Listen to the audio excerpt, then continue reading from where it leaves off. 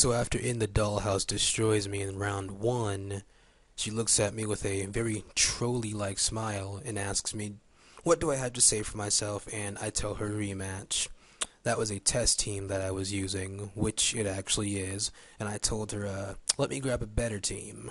Let me grab a much better team that I'm more familiar with. So here you see that I brought that rain team that I used like so many videos ago, and I feel a lot more comfortable with this team, but she feels that non-weather teams have an advantage over weather teams, which is a really interesting opinion, so I don't know. But this time I feel that I have a lot more of an advantage because, one, my Jet the Hawk Tornadus, it's got U-turn, so it can really, spam U-turn. That way if Zoroark is in, it will be forced to switch out. Celebi, U-turn's a one-hit KO. It's got superpower to handle Blissey. I have Toxicroak for Blissey. Ann Putnam the Politoed, sets up that weather. I've got Ferrothorn, try and get some entry hazards. Terrakion can pretty much hit anything hard. Every single thing on this team hard. And then Choice Scarf Thundurus can, start volt switching and thundering around. So this time I felt more secure because, one, I know what her team is and she chose to stick with it. She thinks that this team is like literally unbeatable. So I begin with the Tornadus because I feel whatever she starts with, I can just U-turn out because I don't believe any of her Pokemon are scarfed. So once again, I'm challenged by the imposter, Cereza, and I'm going to send in Jet the Hawk, as you can see here, and this time she begins with I am too fast, so I'm thinking, a Skarmory lead, that's interesting. I'm just going to go ahead and U-turn out so I can immediately send in my Thundurus to get a Volt Turn combo going on, and I didn't really care about weak armor. I think the thing Skarmory's speed goes up by like one level, but its defense drops. So I was like, I can actually use that to my advantage. I should have probably sent in Terrakion here to close combat instead. But here she's going to go for the Automize to double the speed, and I'm like thinking, well, last game she switched her Skarmory out when I sent in Heatran, so here I'm going to go for the Grass Knot. And she goes for the Rock Slide, and I'm like, she's faster? I was like, Skarmory must be really fast. I honestly thought that I would outspeed, but thankfully the Rock Slide does not faint the Thundurus as I go for the Grass Knot, predicting incorrectly, thinking that Swampert would come in because I'm like, I could have just Volt Switched and destroyed I am too fast right there. So here I'm just going to call I Love Genie back to send in 3 Girls 1 Cup to Ferrothorn as she goes for the taunt, predicting that, and I'm like, no way. Like, what reason would she have to taunt the Thundurus? And now she just goes for the Brave Bird, and I'm thinking, well, I should be able to take this pretty well, but that actually does a lot of damage. That does about 48% damage, but she takes a lot of recoil damage. Life Orb, Brave Bird, and Iron Barbs, and this Gyro Ball, because this thing is like, speed is like 600 plus, Gyro Ball is going to easily destroy it. So I suppose it's interesting seeing a Ferrothorn destroy a Skarmory, and now I suspect that to be Zoroark, but she's actually going to switch out immediately into You Won't See It, because obviously she predicted me to send in 12 gauge like I did like twice last game. So here I make a pretty critical play. I go for the Stealth Rock because I honestly feel that Zoroark is going to be a major issue for this team, and I really just want to know which Pokemon is Zoroark, because Zoroark, I thought that like everything on this team was Zoroark because the sets are like so weird. So I sacrificed Terrakion. Maybe I should have tried using the Focus Sash set that Smogon had, but it's okay. I Love Genie's still alive, so I can send it back in. Plus, I don't think she even has a Stealth Rock user. If she does, she hasn't used it. And she's going to send in her Trickster. Once again, I predict incorrectly, and I go for the Grass Knot. Should have went for the Volt Switch, but then I was like, she makes like a lot of those. She makes like a lot of noob moves. Like, she like always switches when possible, and then she like stays in when it's like dangerous. So here I'm just going to call I Love Genie back because I'm choice locked, and I'm going to send in Jet the Hawk.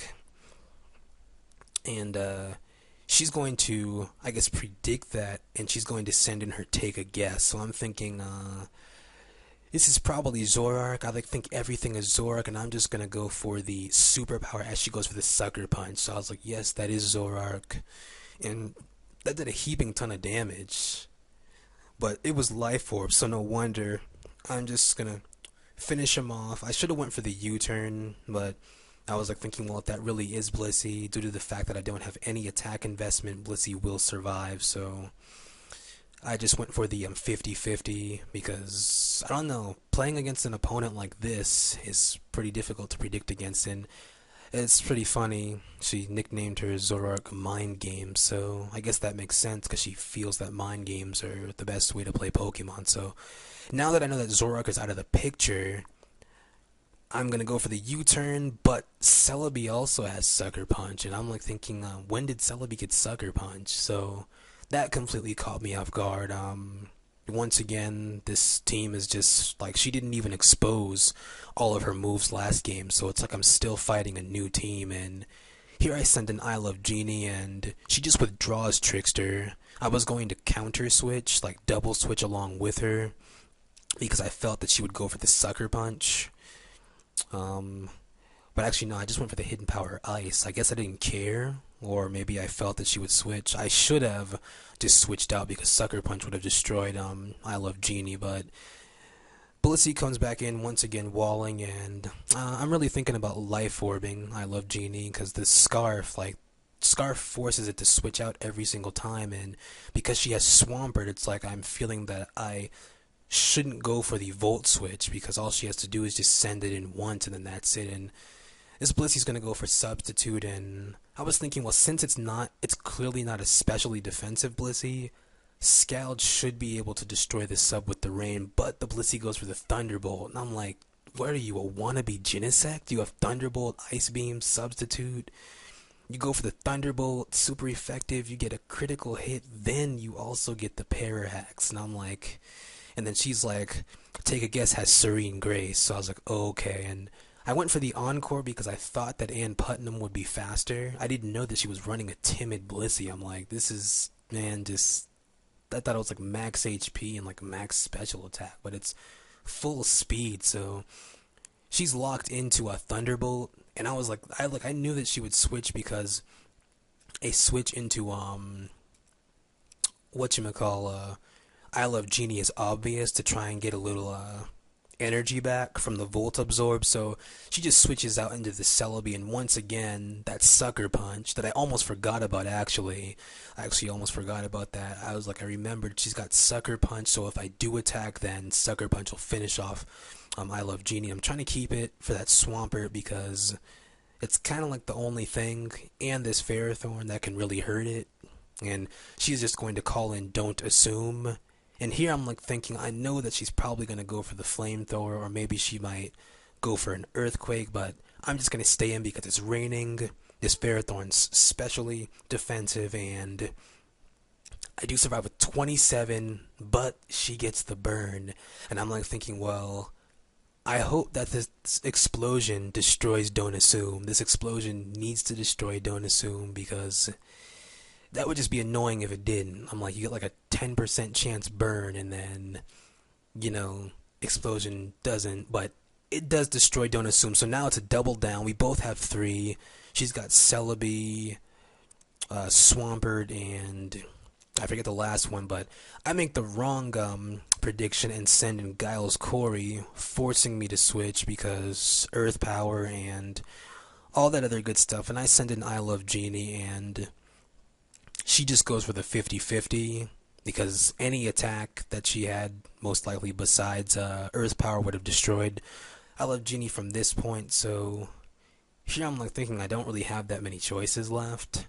I have a paralyzed Ann Putnam, which you don't see it is now faster than, and I just go for the Protect, maybe thinking that I can, pull something off, and she goes for the Earth Power. So I was like, okay, now I pretty much have no choice. I could go for the Protect again, but it's like there's no point.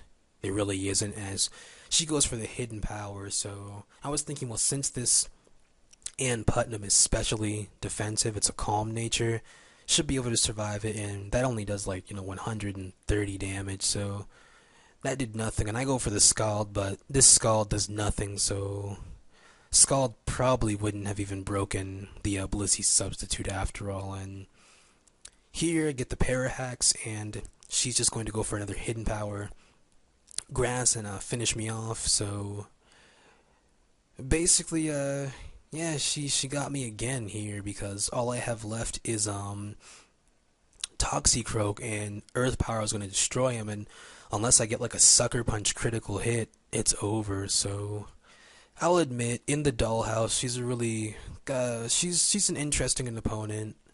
She's using a really creative team. I haven't seen any teams like this before. Like Flamethrower on Gyarados was, I don't know, that was priceless. I have to admit, that was priceless, because I honestly thought that was Zoroark. I'm like, I've never seen Flamethrower on Gyarados, so yeah, I'll try and get a rematch with her next time.